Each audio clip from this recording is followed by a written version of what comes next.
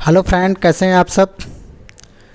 जैसा कि दोस्तों आप सब जान रहे हैं कि इस समय कुछ वीडियो वायरल हो रही हैं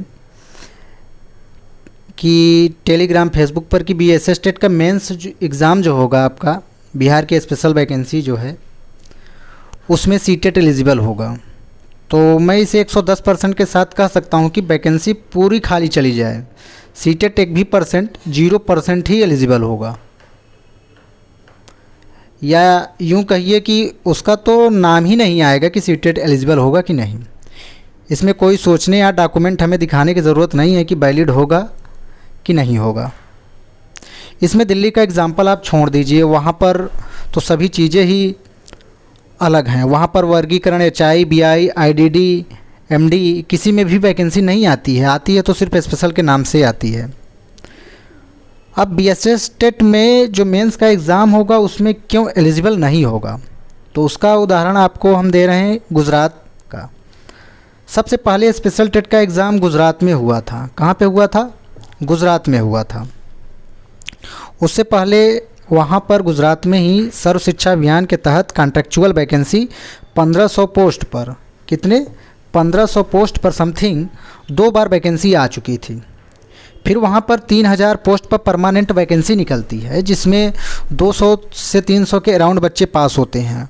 वहाँ पे स्पेशल टेट का एग्ज़ाम उन्होंने पूरी सीट खाली रख ली, लेकिन न तो उन्होंने सर्व शिक्षा अभियान के तहत कॉन्ट्रेक्चुअल में काम कर रहे कैंडिडेट को रखा जो कि सीटेट पास थे, और न ही जनरल कैंडिडेट जो फ्रेशर डीएड स्पेशल या बीएड स्पेशल करके फ्रेशर थे उनको भी नहीं रखा। सीटेट जो कि पास थे सभी, और सीटें पूरी खाली रख ली।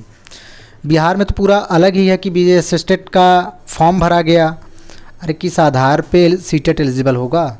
सीटेट वही लोग एलिजिबल करा रहे हैं जिन्होंने न तो कभी स्पेशल का IS जाना, न ही एजुकेटर का E।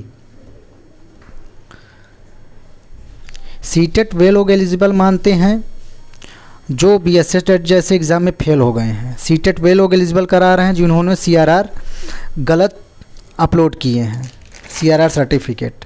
हमने तो हर राज्य का टेट और स्पेशल जैसे नोटिफिकेशन वैकेंसी आज 2018 से देख रहे हैं। इसमें हमें कोई कहने या बरगलाने या चंद व्यू खातिर इधर उधर की नोटिस लाकर वीडियो नहीं बनाना है।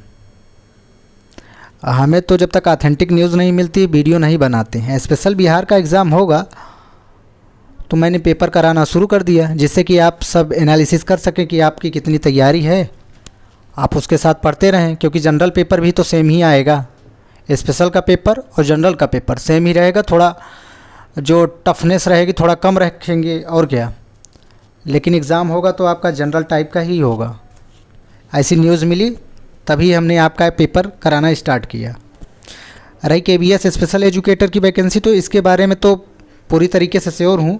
अक्टूबर लास्ट वीक या November first week KBS special educator का नोटिफिकेशन अक्टूबर के अंतिम सप्ताह या नवंबर के फर्स्ट वीक में आ जाएगी।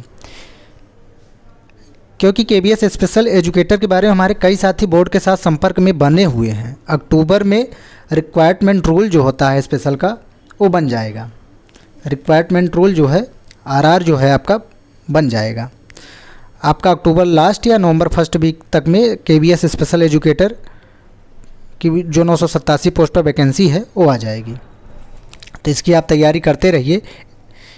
जो इसका भी सिलेबस वही रहेगा जो 80 नंबर का पिछली बार KBS जनरल PRT का था, उसमें 80 नंबर का आया था वो क्या कहते हैं जनरल साइकोलॉजी।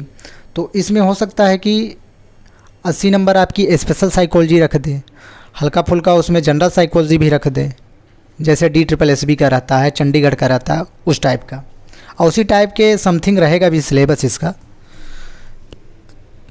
तो यही सीटेट का वायरल हो रहा तो हमने सोचा कि आपको जानकारी दे दें कि सीटेट इसमें एक भी % अलाउ नहीं होगा। धन्यवाद।